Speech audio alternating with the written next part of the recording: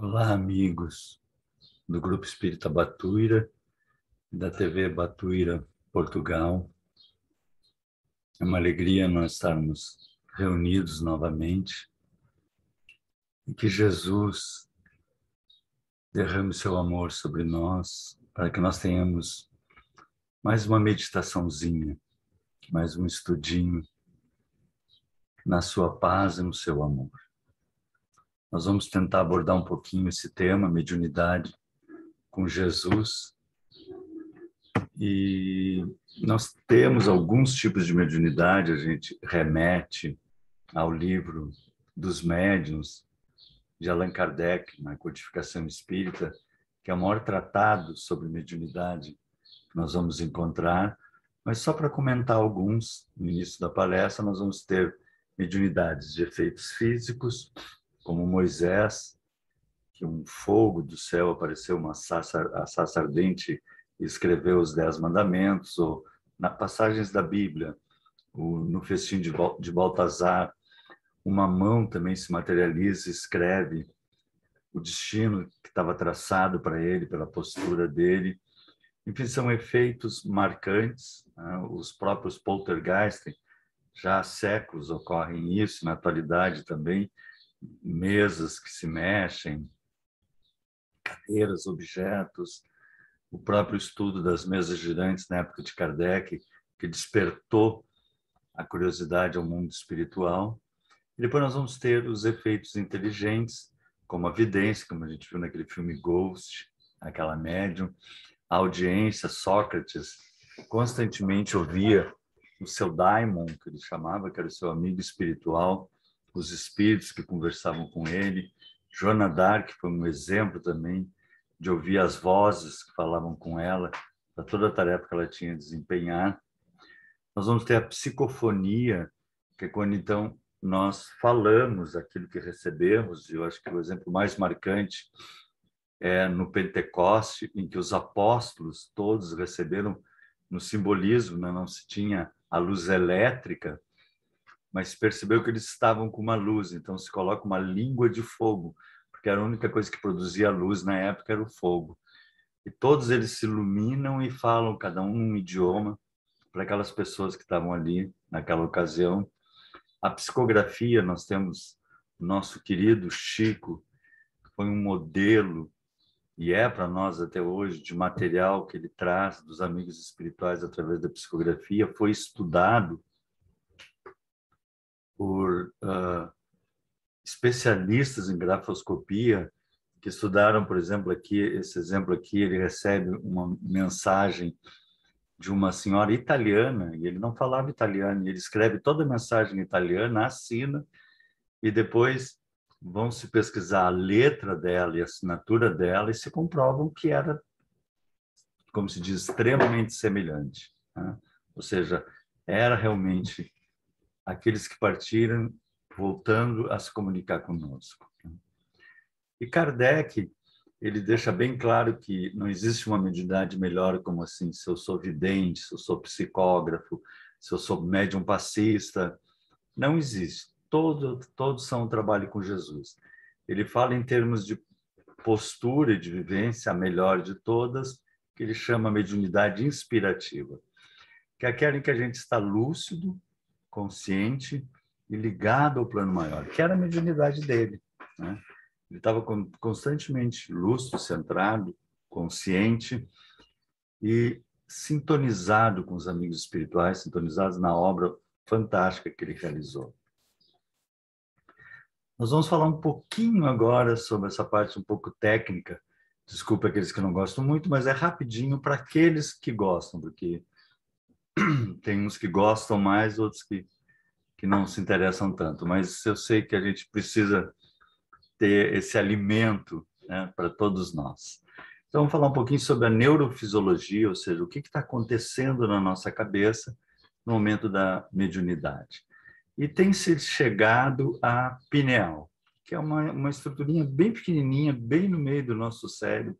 O nosso cérebro, ele é bipartido, então ele parece que são dois, ele é ligado só na parte de baixo por um grupo de 300 milhões de axônios, assim, de células, Mas então, quando a gente fala em hipotálamo, tem o hipotálamo direito e o hipotálamo esquerdo. Quando a gente fala em hipocampo, hipocampo direito, a pineal é a única que é única na região mais protegida ali do cérebro. Já na história, ela era chamada de terceiro olho, Nostradamus chamava que era o capitão do navio, Descartes dizia que era a sede da alma, para ver a importância que ela tinha.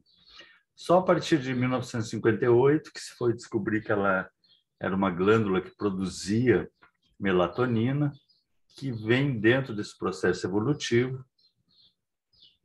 Mas algumas características começaram a aparecer, porque cada parte do nosso corpo é feito por um folheto embrionário, e a pineal é a única que usa os 3 folhetos para ser formada, está no ponto mais protegido do organismo. Depois do coração, vejam só, depois do coração, a pineal é o tecido mais bem vascularizado. E o organismo não vai vascularizar uma parte do corpo que não está sendo usada. E a vida toda ela é vascularizada, para ver como nós temos a pineal viva e ativa dentro de nós. E tem lá chamadas areias cerebrais, o pinealócitos, são pequenos materiais ali dentro, que na verdade são cálcio, hidroxiapatita e silício, que são os elementos das antenas de rádio, que levam à questão do rádio. Ou seja, nós temos uma antena física no nosso cérebro. Olha que coisa espetacular isso. Com percepção de campos eletromagnéticos e que gera ação no nosso cérebro. E aí, hoje em dia, se discute se ela é uma glândula ou um órgão sensorial, porque ela tem funções sensoriais, nós temos sensibilidades. Dentro do nosso processo dos ciclos que nós percebemos, a temperatura do ambiente, a presença de alimentos, nós percebemos os campos eletrostáticos e eletromagnéticos da Terra, o que nos situa. A gente não está perdido, a gente sempre sabe para onde está mais ou menos a situação em torno de nós. Eles fizeram testes com pássaros migratórios, retirando a pineal deles, fazendo uma cirurgia, se recuperaram e soltaram novamente. Eles não conseguiram migrar. Eles ficaram girando em roda, em volta da região, porque eles perderam a bússola interna dele. Então, vejam só, mais isso, a nossa pineal é uma bússola interna que nós temos. Ela é também chamada controladoras de outras glândulas, hipófise, pâncreas, paratireoides, enfim. Ou seja, controladora das controladoras. Se colocava que ela estava ligada só à questão da puberdade, né, até os 7 anos, e a puberdade depois, na área do desenvolvimento sexual, mas ela é o segundo tecido mais vascularizado a vida toda. Né? E, portanto, hoje em dia se estuda profundamente os efeitos da pineal, o que está ocorrendo com a pineal, nós não vamos nos deter aqui. Mas já em 1945, agora está se estudando sobre isso, André Luiz já nos colocava isso, né, que estava ligado realmente à reencarnação, puberdade, secreção de hormônios psíquicos, controla todo o sistema endócrino, ligadamente pelos princípios eletromagnéticos. Olha o avanço de André Luiz já naquela época, ação sobre o sistema nervoso autônomo e função primordial na mediunidade. Então, ali nós já encontramos essa pérola de compreensão. Muito antes da ciência até.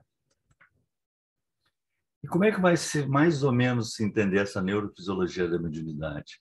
O Dr. Sérgio Felipe já nos abordava a melatonina como ação sedativa por área, porque nós temos o nosso cérebro, né? Eles são sempre formados por neurônios que não se tocam, eles chegam perto um do outro e largam uns transmissores entre neurônios, ou neurotransmissores, umas bolinhas, né?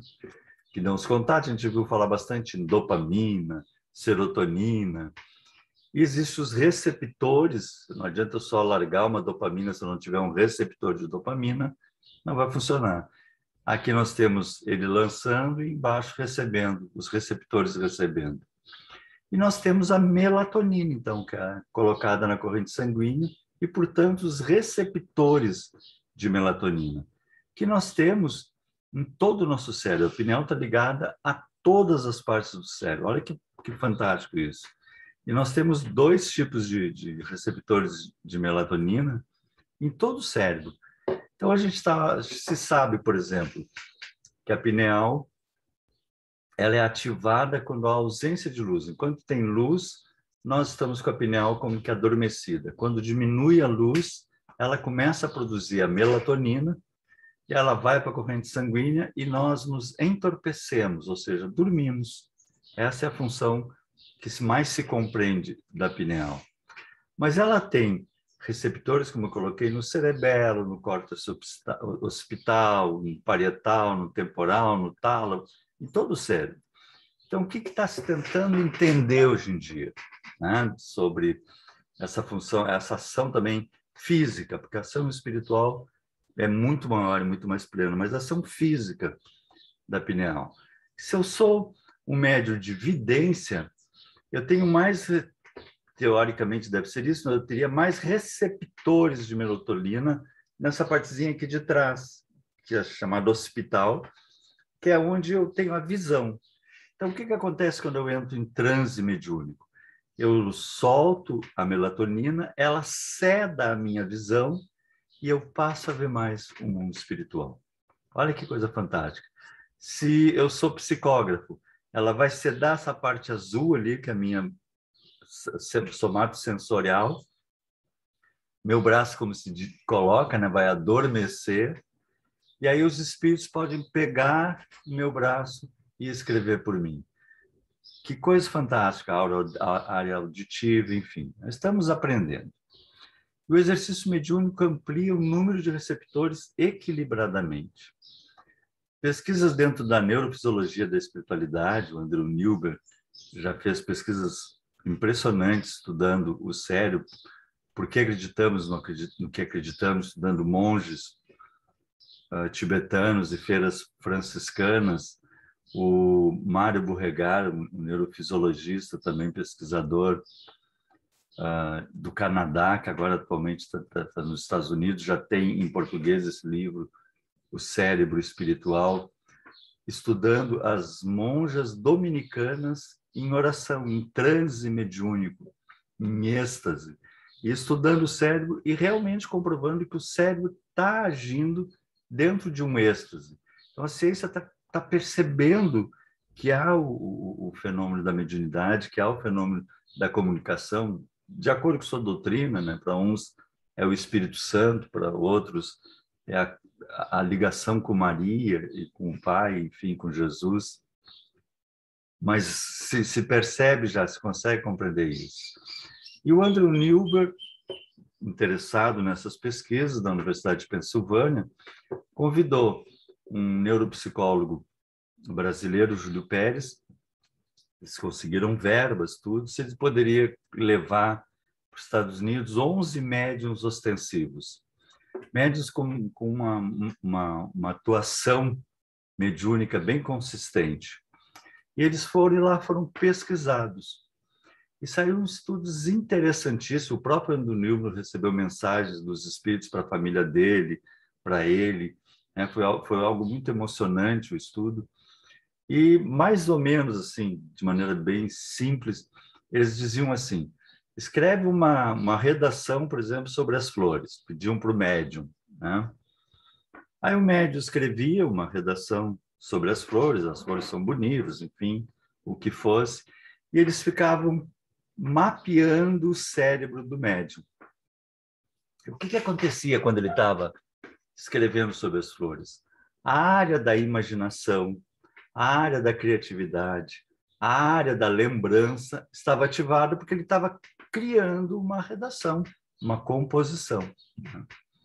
Aí depois eles diziam assim, bom, agora diz para o espírito que esteja contigo para ele escrever sobre as flores ou sobre um outro assunto, né? Normalmente um outro assunto, mas para ele escrever. Aí eles entravam em transe mediúnico e faziam uma psicografia. E o cérebro era mapeado. E, em vez de estar ativo, por exemplo, no psicógrafo, está ativo as áreas da criatividade, as áreas da memória, as áreas das emoções, estava ativa a área parietal, ou seja, não era o médium que estava criando aquilo. E a área motora estava ativada sozinha, construindo o processo. Olha que lindo isso, que estudos fantásticos. Claro que vamos ter sempre mais estudos para desvendarmos. Mas a mediunidade, nos diz André Luiz, no livro Libertação, é uma energia peculiar a todos. E isso eu acho que é o ponto principal que a gente gostaria de colocar nesse nosso estudo aqui. Que todos temos mediunidade no nosso dia a dia, uns mais ou menos, ou mais conscientes ou menos conscientes, que é o mais correto até, subordinada à lei de uso. Tanto quanto a enxada que pode ser mobilizada para servir, ou revestindo-se de ferrugem asfixiante e destrutiva quando em constante repouso. Ou seja, se tu usa errado a tua mediunidade, tu acaba atraindo e trabalhando coisas que não são legais. O Chico foi um exemplo de uma enxada sempre brilhando, né, usando esse simbolismo. E a mediunidade, na verdade, é uma porta divina que nós temos para outras consciências, porque nós nos ligamos a outras consciências, a outros pensamentos. E aqui também é importante, Kardec já nos dizia isso, encarnados. Né? Nós nos ligamos a outras mentes que estão encarnadas, a outras pessoas que estão pensando sobre nós pensando sobre elas, e desencarnados. Né? Ou seja, nos ligamos aos espíritos. E principalmente também nos ligamos ao nosso eu maior, a nós como espírito. Eu estou Rogerinho, mas eu sou um espírito. Eu sempre tenho que buscar esse ser eterno que eu sou, viajando nos milênios, nessa liberdade profunda que o Pai nos dá, de caminhar nesse universo infinito, em mais de um plano, e nos ligarmos a esse eu e aos amigos espirituais que nos acompanham, e principalmente ao Pai em nós. A mediunidade nós trazemos, né, para a Terra, por evolução, ou seja, todos nós estamos evoluindo também no processo mediúnico. No futuro, toda a humanidade vai ter uma mediunidade ostensiva, ou seja, nós vamos ter no nosso dia a dia a percepção do plano espiritual, quando nós estivermos mais evoluídos e capazes de estar convivendo dos dois lados e vivendo dois lados com espíritos no mesmo padrão nosso de evolução, ou trazemos para a tarefa, né, para um trabalho de missionário, ou um trabalho de resgate. Então, aí nós, se não, ainda não educamos ela o suficiente, não temos ela devidamente evoluída como nós necessitávamos, antes de encarnar, nós vamos lá para o Ministério da Reencarnação na cidade espiritual que nós tivermos, e somos trabalhados, ativados no nosso cérebro, talvez aqui, né, colocando esses receptores de melatonina e provavelmente coisas muito mais complexas, belas e profundas, para que nós venhamos com essa mediunidade para ser trabalhada, com essa ferramenta para trabalhar. Existem variações naturais. A genética é interessante, mas já se percebeu que a genética tem uma certa influência também no processo mediúnico, né? O amadurecimento, ou seja, à medida que nós vamos crescendo, e a mediunidade inspirativa, que todos nós podemos trabalhar e cultivar. Eu me lembro que eu era jovenzinho ainda, não faz tanto tempo isso, né? Mas eu estudava numa faculdade de engenharia e eu tinha visto isso, que nós podíamos dialogar com um amigo espiritual e que para isso bastava fazer um exercício, exercitar isso, né? E jovem é muito empolgado, muito decidido quando tem uma proposta, e eu resolvi que eu ia conversar com meu amigo espiritual. Então, todas as noites eu chegava da faculdade, podia chegar cansado. Eu tinha mania, do meu jeitinho de ser, eu apagava as luzes do quarto, sentava numa poltrona e conversava com meu amigo espiritual. Só que eu sabia que no início eu estava conversando comigo mesmo, né? Mas eu ficava ali dizendo assim, como é que foi teu dia? Por que aquela hora tu estava legal? Por que aquela hora tu ficou triste? né? Fazia uma análise de mim como se eu estivesse conversando com outra pessoa, na verdade, conversando comigo mesmo. Eu passei um ano fazendo essa disciplina. Olha que interessante, né? Essa coisa do jovem quando tem disciplina, né? Passei um ano fazendo esse processo. Aí uma vez eu cheguei em casa também de novo, de noite, sentei, né, para conversar e ouvi uma voz claramente que disse assim: hoje nós não podemos conversar. Eu disse: eu estou meio que bloqueando aqui, né? Isso não deve ser, né? Me concentrei de novo, disse: hoje nós não vamos conversar. E eu fiquei meio duro assim, e a voz disse assim: nós não vamos conversar porque o teu irmão está mal, vai lá ver ele. Nós morávamos numa casa ampla, com pátio, assim, com mais de uma propriedade. Eu estava numa e meu irmão estava numa outra mais no fundo, porque a gente, quando é jovem, já gosta de estar separados, assim. E eu fui lá, bater na porta dele. Quando ele abriu, ele estava chorando, porque o noivado dele tinha sido rompido por uma traição. Ele estava assim, né, se desmanchando em lágrimas. E eu consolando ele, assim, não, mano, que isso? E, por outro lado, rindo assim, bah, que legal, né? Recebi uma mensagem clara, assim, né? A partir dali, eu percebi que a gente centrando as emoções, se concentrando, a gente abre as portas para esse diálogo e elas não se fecham mais, elas seguem se nós seguimos fazendo esse processo. E todos nós podemos exercitar isso. Mas aí Paulo nos diz assim: que fareis, pois, irmãos? Quando vos ajuntais, cada um de vós tem salmo, tem doutrina, tem revelação, tem língua, tem interpretação. Todos nós temos isso. Faça-se tudo para edificação. Olha que lindo isso, né? Que a gente está sempre repetindo isso, né? Aquela questão 540 do Livro dos Espíritos. Para que nós estamos aqui? Para que nós existimos? Para crescer e fazer crescer. Esse é o nosso objetivo. Faça-se tudo para que colaborar com o universo. Quando nós estamos plantando uma flor, nós estamos colaborando com o universo. Quando nós estamos fazendo um carinho num cachorrinho, nós estamos colaborando com o universo. Quando nós estamos auxiliando uma pessoa, ligando para alguém que não está bem, sorrindo para outra, nós estamos trabalhando com Jesus. E nós temos na Casa Espírita o trabalho mediúnico divino, né? O trabalho do paz, em que a espiritualidade está junto a nós, atendendo aqueles em que nós somos médium, já é intermediário. Ou seja, nós somos apenas intermediários. Eu acho linda aquela passagem em que alguém se dirige a nosso mestre Jesus e diz assim: bom mestre, para perguntar alguma coisa. Jesus se vira e diz assim: por que me chamas de bom? Bom é nosso Pai que está no céu. Mas se quiseres me chamar de mestre, isso pode. Então, imagina, Jesus dizia que bom era o Pai, que ele não era. O que sobra para nós, né? Mas essa é a realidade. Assim, nós somos intermediários, temos que ter uma gratidão profunda de, mesmo sendo imperfeitos, podermos ser intermediários, podermos ser médiuns passistas, ou seja, que dá passagem, que permite que os amigos atendam por nós, né? Então, essa consciência de simplicidade, relaxar, na humildade e na gratidão é fundamental.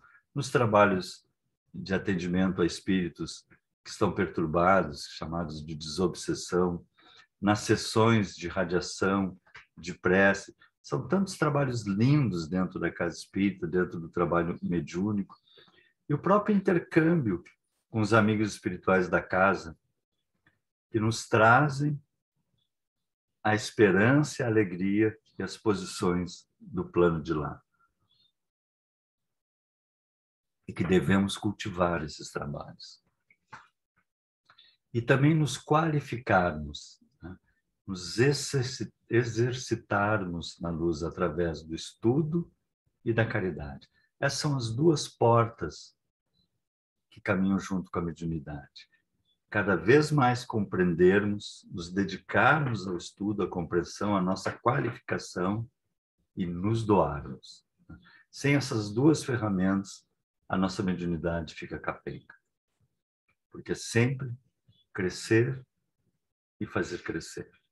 Nos auxiliarmos mutuamente. Esta é a lei do amor, esta é a lei do universo. Então, se existe a beleza da mediunidade na casa espírita, que é indescritível, existe a beleza da mediunidade no nosso dia a dia com Jesus. E era sobre ela que nós gostaríamos de falar um pouquinho agora.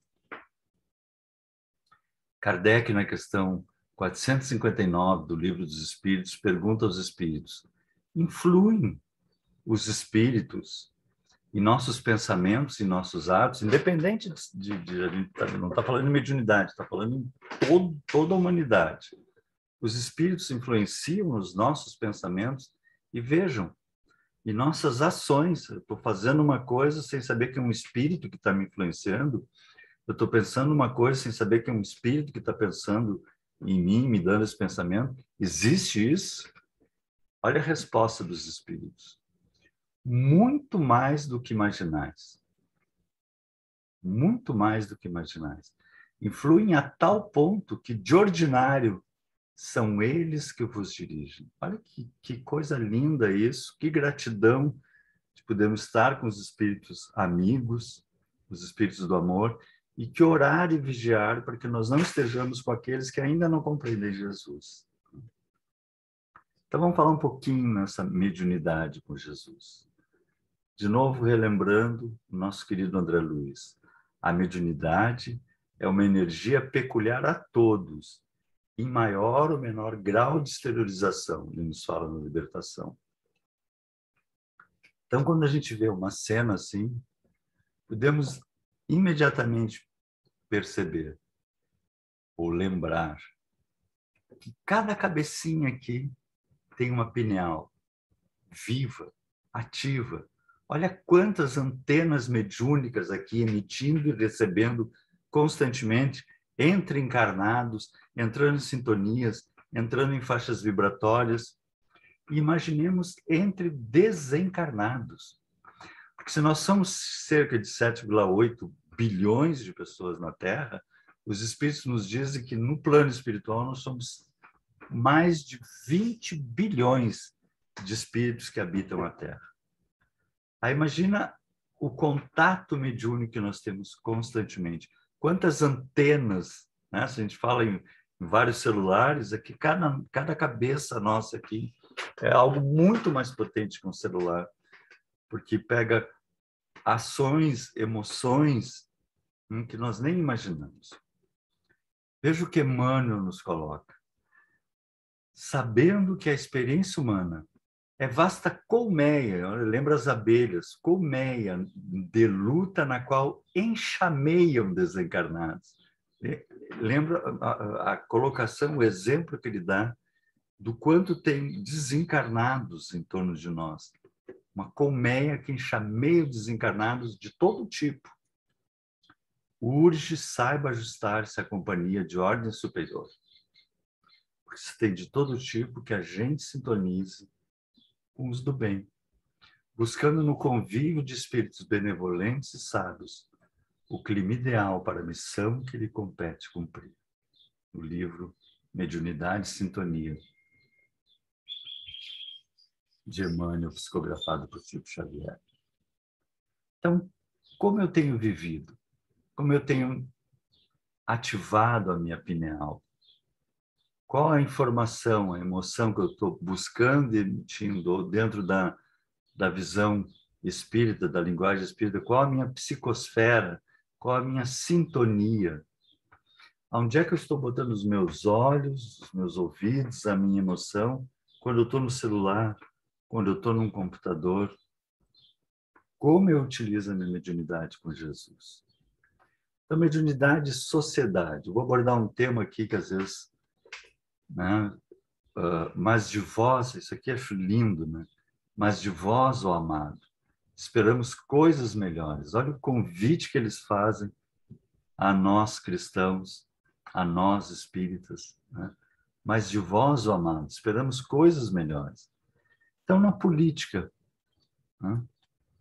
E Jesus respondendo disse: dai, pois, a César o que é de César e a Deus o que é de Deus. Essa passagem é profunda, profunda, né? Que eles queriam, os fariseus queriam tentar Jesus, eles estavam num grupo na rua grande, e estavam os romanos sempre vigiando quando tinham grupos, e eles fizeram essa jogada, né? Disseram assim, que tinha que se pagar impostos a Roma, porque Roma dominava a Judéia. E eles fizeram essa pergunta assim: Jesus, né, nós devemos pagar impostos? Se ele dissesse não, não devem pagar impostos, os romanos prendiam ele. Se ele dissesse assim, sim, devem pagar impostos, todos os judeus ficariam contra ele. E a resposta que ele dá: me dá uma moeda. De quem é essa cara, essa esfinge na moeda? E eles disseram assim: de César. Então, dai, pois, a César o que é de César e a Deus o que é de Deus. E é mais profunda ainda do que apenas essa compreensão momentânea dessa posição, porque a vida toda nossa tem que ser essa. Tem um momento do lado material que nós temos que ter, trabalhar pela nossa sobrevivência, cultivar a nossa saúde, o nosso bem-estar, e temos que dar a Deus o que é de Deus, que é o nosso esforço para o crescimento espiritual. Porque não basta nós passarmos uma vida nos esforçando, que é belo, é nobre, em trabalhar, em termos a nossa casa, em termos a nossa estrutura de saúde, a nossa estrutura financeira, e morrer. E aí eles vão perguntar, mas e para que tu teve isso? Porque isso tudo foi um empréstimo. Isso é de César, é do mundo. Então, dai a Deus o que é de Deus. Aí a gente tem essas coisas para crescermos, para estudarmos, para lermos, para sermos melhores, para aprendermos a sermos mais felizes, para aprendermos a sermos mais harmônicos com as leis de Deus e com o cosmos, com essa beleza da natureza. Então, essa é a percepção que nós temos que ter. Mas aqui nos referindo à política. Em todo lugar do mundo, ou seja, não importa o país, não importa a situação, em todo lugar do mundo, diz Emmanuel, o homem encontrará sempre de acordo com os seus próprios merecimentos. Olha que interessante isso. Então, a gente tem o que merece, sempre, essa é a lei perfeita do Pai. Então, em todo lugar do mundo, o homem encontrará sempre, de acordo com seus próprios merecimentos, a figura de César, simbolizada no governo estatal. E sejam ali, César, os três poderes, né? O judiciário, o executivo, o legislativo. Isso é a figura de César. Se há erro nas leis, lembremos a extensão dos nossos débitos para com a providência divina. E colaboremos com a governança humana, oferecendo-lhe o nosso concurso em trabalho e boa vontade. Conscientes de que desatenção ou revolta não nos resolvem os problemas. Então, em que sintonia que nós estamos frente a esses processos? Vive em harmonia com os teus superiores e não te esqueças de que a melhor posição é a do equilíbrio. Se pretendes viver retamente, não dês a César o vinagre da crítica acerba. Ajuda-o com o teu trabalho eficiente. Façamos a nossa parte, no sadio desejo de acertar, convicto de que ele e nós somos filhos do mesmo Deus. Que mensagem profunda. Com relação à nossa vizinhança, mediunidade, a nossa vizinhança. Vejam, todos somos médiuns. Todos temos antenas psíquicas constantemente ligadas ao plano espiritual e ao plano material, a outros encarnados, como é que tem sido a nossa postura frente à política, agora frente à vizinhança, né? Eu, particularmente, né, sou muito tímido. Eu nunca tive assim uma intimidade com as vizinhanças de visitar, enfim. Mas isso não significa, nunca significou que eu não pudesse sempre cumprimentar com um sorriso, saber como é que está passando, alguém que ficou grávida, como é que está indo a gravidez, nasceu o nenê, como é o nome do nenê, né? Como é que está a avó que andou, né? Sempre esse ato de doar-se com amor, sem esperar nada em troca, né? Mas essa percepção de que estamos todos caminhando nessa escola, e não é por acaso que temos vizinhos, às vezes um mais alegre, às vezes um mais carrancudo, mas cada um é um jeito, cada um está passando experiências que nós nem imaginamos, né? Estamos sempre transmitindo alegria, amor, a nossa postura cristã. Que coisa boa quando a gente chega no supermercado e a gente vê que aquela pessoa do caixa ali está cansada, fatigada, às vezes já pegou clientes nervosos, e a gente chega com um sorriso, fazendo uma brincadeira, não custa. A gente às vezes levanta o astral daquela pessoa e depois que a gente tem o hábito de ir num lugar, e se vocês fizerem isso, vocês vão perceber isso, né? Nós fazemos. Vocês chegam num mercadinho assim, a pessoa está ali meio tensa, assim, ela olha que tu chegou e já abre um sorriso, porque sabe que dali de ti vai vir uma brincadeira, vai vir uma piada, vai vir um momento de alegria, vai vir um momento de estímulo. Esse é o nosso trabalho com Jesus. Essa é a nossa mediunidade no dia a dia com Jesus. Sempre irradiando amor, sempre irradiando alegria. Esse tempo eu fui no supermercado, aí eu entrei num caixa, e no caixa do lado, nem era o meu, estava atendendo outra pessoa, tinha uma senhora que tinha feito um corte no cabelo, uma senhora já com um pouco de idade atendendo no caixa, e ela estava com um corte de cabelo todo diferenciado e azulado, ficou muito bonito. Aí eu disse assim, bonito seu cabelo. E ela abria um sorriso, assim, como faz bem isso para a gente. Nem era o caixa que estava me atendendo, era a caixa do outro lado. E as outras pessoas sorriram e falaram também. São pequenos detalhes, né? Passa pelaquela mãezinha que às vezes passou a noite sem dormir porque o bebê não dormiu direito, cansada, a gente diz assim, que lindo esse bebê. Aquilo enche aquela mãe de amor, de força para continuar naquela batalha. Mesmo que lindo esse cachorrinho, né? Não custa a gente estar o tempo todo trabalhando com Jesus no dia a dia, semeando amor por onde for. Então, qual a minha sintonia? Eu sou daqueles do pessimismo, o mundo está pior, que é totalmente errado, o mundo está cada vez melhor, está cada vez progredindo mais, nós estamos saindo da barbárie, estamos saindo da... Esse tempo, eu estava vendo um estudo do Da Vinci, ele estava sempre querendo ser engenheiro militar, né? Mas eles não contratavam ele como engenheiro. Então, ele para conseguir, ele tinha que pintar alguma coisa, esculpir alguma coisa. E uma época ele foi para trabalhar com a família Sforza, que eram os nobres da região. E ele foi convidado a ser chefe de cozinha, porque até nisso ele era bom, né? Preparar os banquetes da corte. E ele começou a trabalhar naquilo, ele era muito bom nisso, e ele foi o primeiro que fez regras de etiquetas na mesa. E aí, se a gente lê as regras de etiqueta que o Da Vinci escreveu para poder botar ordem nos banquetes, nós nos horrorizamos. Proibido roubar comida do prato do outro. Proibido botar restos de comida no prato do outro. Proibido cuspir no prato do outro. Evite vomitar na mesa. Essas são as regras de etiqueta da época, porque nós fazíamos isso. Os nobres, os mais evoluídos, fazíamos isso, roubava a comida do outro, pegava com a mão, cuspia no prato do outro. Olha como nós éramos brutos, não tomávamos banho, sujos. Nós estamos muito mais conscientes, muito mais lúcidos, muito melhores. Quem está governando toda a nossa terra? O nosso amorzão, o nosso mestre. O maior de todos os internautas, Jesus.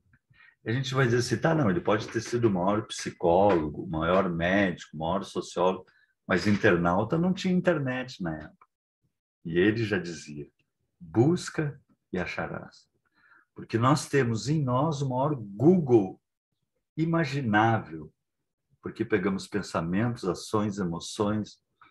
Numa fração de segundo, nos diz André Luiz, o nosso pensamento parte de nós e retorna reforçado por todos os pensamentos afins. Então, onde é que eu estou sintonizando? Vamos sintonizar na lei de Jesus, nos ensinamentos do Mestre. Como dizia Paulo, regozijai-vos, regozijo, alegria intensa, regozijai-vos no Senhor. Ou seja, viver com alegria. Por que viver com tristeza? Por que viver com magoinha? Por que viver, esse mundo duro? Mas quando eu desencarnar, quando desencarnar vai chegar do lado e dizer assim, como é dura a vida, eu vou ter que encarnar de novo. Porque o céu, o inferno está dentro de nós mesmos.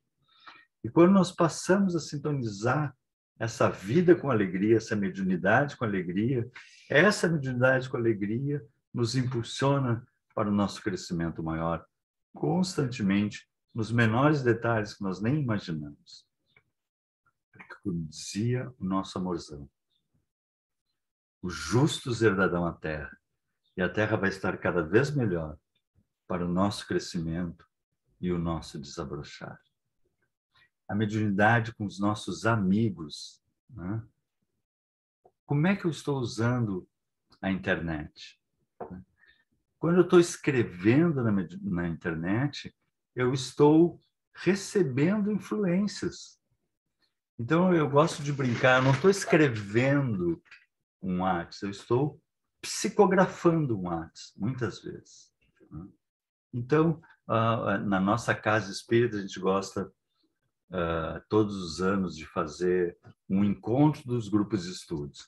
E às vezes faz convidando um palestrante, às vezes alguns grupos apresentam estudos, e uma vez a gente fez a partir da arte. Então se escolheu o tema da mediunidade, cada grupo ficou com um estudo sobre mediunidade, uma parte de mediunidade, para apresentar depois num sábado à tarde, em forma de arte. Então teve jogral, teve poesia, teve peça de teatro, né? Cada grupo. E o nosso grupo que nós participamos, nós fizemos uma pecinha de fantoche, que era justamente sobre a psicografia. Então, a historinha eram os fantochinhos ali assim, e tinha um aprendiz de psicografia, né? O Ronaldo, que ia aprender a psicografar. Só que o Ronaldo não tinha mediunidade nenhuma, né? Então, começa o trabalho, né? Uma mesa com os fantochinhos, tem o diretor, ele vai fazer a prece, vem o diretor espiritual, o outro fantochinho de branco, diz, vamos fazer a prece, e eles fazem a prece, e aí ele começa aquelas atividades de exercício mediúnico. Se alguém quiser fazer uma prece, né, dizer qualquer coisa, dizer qualquer palavra que é para treinar a psicofonia, o Ronaldo duro, né? E aí vinha o espírito atrás dele e diz assim, faz uma prece, né? Então fala alguma coisa sobre a natureza, sobre a beleza da natureza, e ele duro, mediunidade zero. Aí passa um tempo, eles passam para a segunda parte dos trabalhos. Se alguém quiser escrever qualquer coisa, a ideia é escrever, depois amassar e botar fora. É só para treinar a psicografia. E aí o espírito vai lá assim, Ronaldo, escreve sobre as flores. E ele duro, mediunidade zero. Escreve as flores. Aí então era uma brincadeira da paciente fantoche. O espírito vai lá, pega um cacetete, bate no braço dele e diz assim, eu estou sentindo um formigamento no braço, que era a única coisa que ele conseguia sentir. Mas não escreveu nada. Terminou a sessão, fizeram a prece de encerramento, ele vai para casa. Quando ele chega em casa, tem outros espíritos esperando ele. E imediatamente, mas tu viu, Ronaldo, o que aconteceu em tal lugar? Tu tem que falar para fulano, aí ele já vai para o WhatsApp e começa, porque aconteceu tal coisa em tal lugar, e aí ele vira um médium em potencial. E nós somos assim, nós vamos lá para o computador, vamos para o celular, e somos um médium potencial e nem nos damos conta disso. Então, que tipo de conversa, de verbo, de palavra nós estamos transmitindo. Às vezes nós recebemos coisas, às vezes pesadas, né? Da política, ou falando mal de outros. Que tipo de resposta nós estamos dando?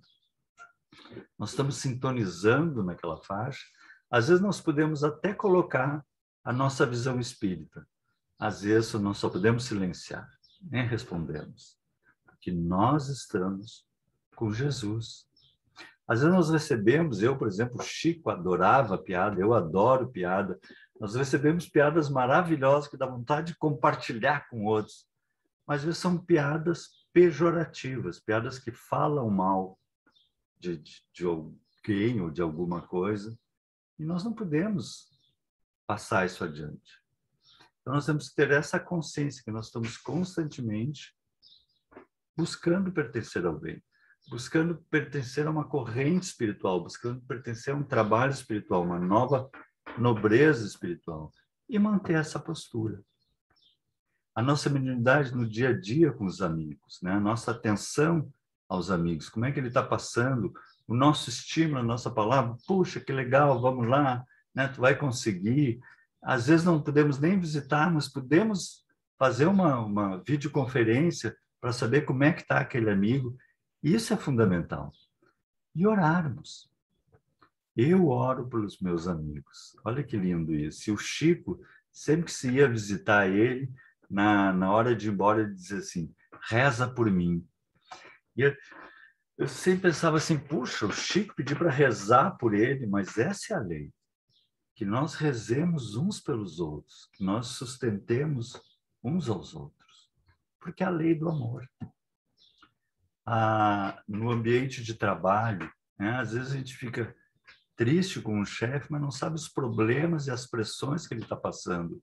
Às vezes tem aqueles colegas que ainda estão num padrão que não compreende a fraternidade, mas nós mantemos a nossa postura, a nossa face, se tu bate numa face, a nossa face de amor, de otimismo e viver com alegria, o que ele sempre nos convida.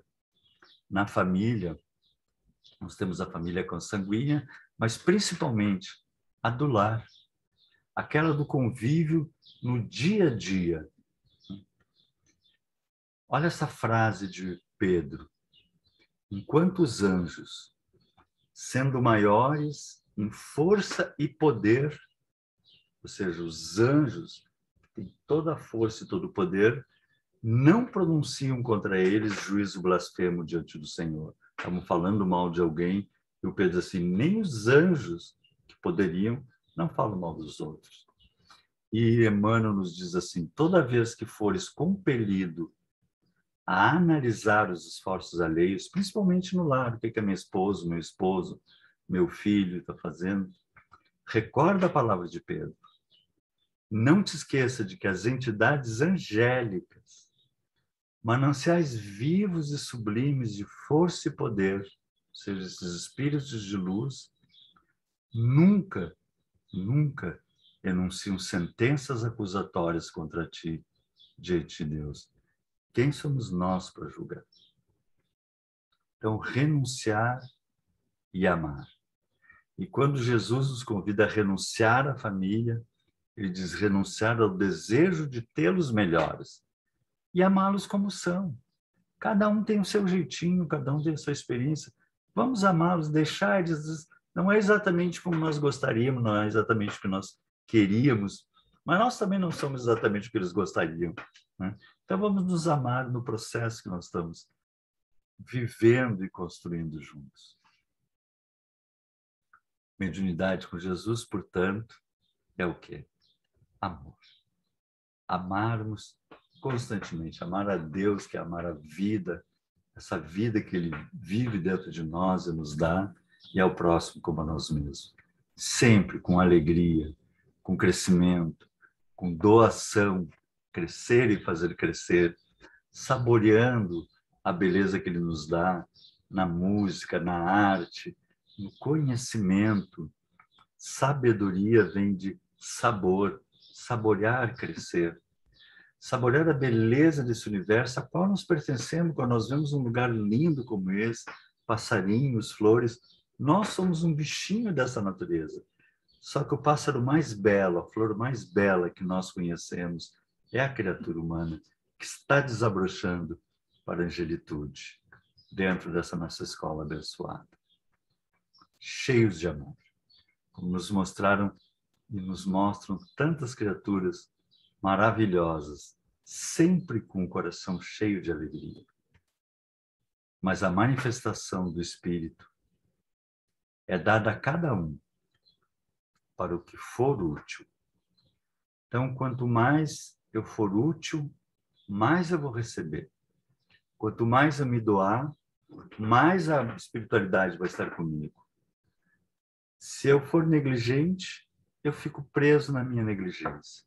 Mas se eu busco uma postura maior, o general é amparado por muitos soldados.